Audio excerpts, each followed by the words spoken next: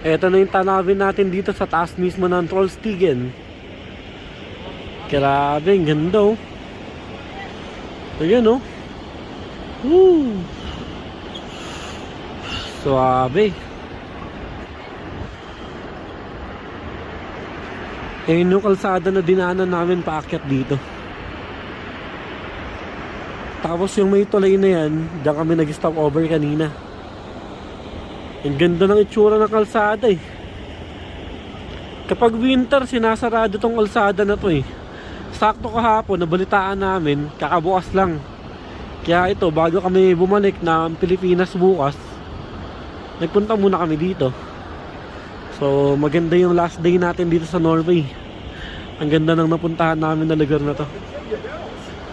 Sulit yung adventure dito sa Norway. Halos lahat ng lugar magaganda.